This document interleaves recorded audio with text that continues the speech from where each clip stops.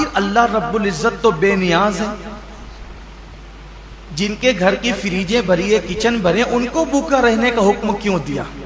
کبھی سوچا روزے کا فلسفہ کیا ہے کہ دن بھر تمہیں بھوکا پیاسا رہنا ہے، سب کچھ ہے پھر بھی بھوکا پیاسا رہنا؟ جیسے کچھ نیکیاں، کچھ عبادتیں خاص مالداروں کے لیے رکھی ہے، ویسے کچھ عبادتیں اللہ غریبوں کے لیے رکھ دیتا ہے۔ جیسے قربانی مالداروں کے لیے ہے، زکوٰۃ مالداروں کے لیے ہے، حج مالداروں کے لیے، یہ عبادتیں تو مالداروں کے لیے مخصوص کر دی، تو روزے جیسی بھوکے پیاسے رہنے کی عبادت بھی غریبوں کے لیے مخصوص کر دیتا۔ ایسا کیوں ہوا؟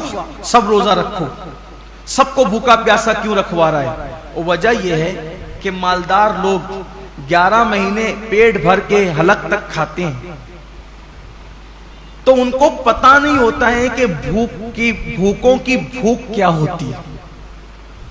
جو بندہ جس تکلیف سے گزرے گا نہیں، اس کو اس تکلیف کا احساس کبھی نہیں ہوگا۔ جو یتیم نہیں تھا، اس کو یتیموں کا درد کبھی پتا نہیں چل سکتا۔ جو غریب نہیں ہو، اس کو غریبوں کا درد کبھی پتا نہیں چل سکتا۔ جو پیدائشی مالدار ہو ان کی فکر میں، اور جو غریبی سے مالدار کی طرف آئے ہیں ان کی فکر میں زمین آسمان کا فرق ہے۔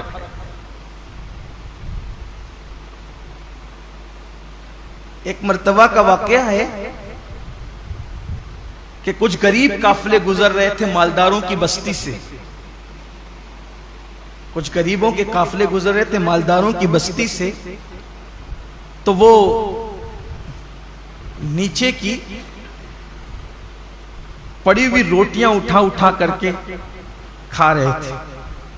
تو مالداروں کے بچوں نے ان کو دیکھا تو اپنے باپ سے پوچھا کہ یہ لوگ نیچے کی روٹی پڑی ہوئی کیوں اٹھا کے کھاتے ہیں؟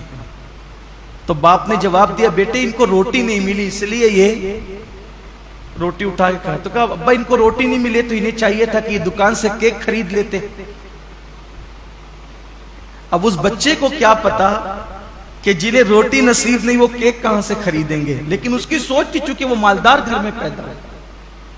تو جو غربت، اسی لیے اللہ نے اپنے محبوب صلی اللہ علیہ وآلہ وسلم کو یتیم پیدا فرمایا، اسی لیے اللہ نے اپنے محبوب صلی اللہ علیہ وسلم کی پرورش غریب گھر میں فرمائی۔ کیوں؟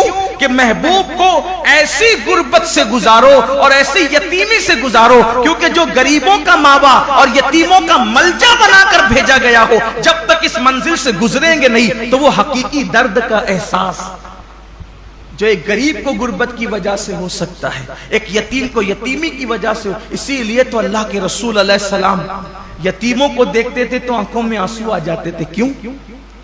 اس لیے کہ حضور خود یتیمی سے گزرے تھے، وہ در یتیم تھے۔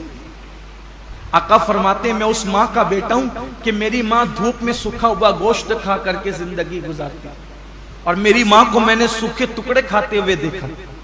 اللہ کے رسول علیہ السلام یہ فرماتے ہیں۔ تو یہ روزے جو رکھائے جاتے ہیں 1 مہینے تک، اس کی بہت ساری حکمتوں میں سے ایک حکمت یہ بھی ہے، 11 مہینے تک پیٹ بھر کر کھانے والوں ذرا 1 مہینے بھوکے رہ کر دیکھو کہ دنیا کے اندر جو قوم روٹی کے ٹکڑے کو ترس رہی ہے، آخر بھوک کس چیز کا نام ہے، تاکہ ان کی بھوک کا تمہیں احساس ہو۔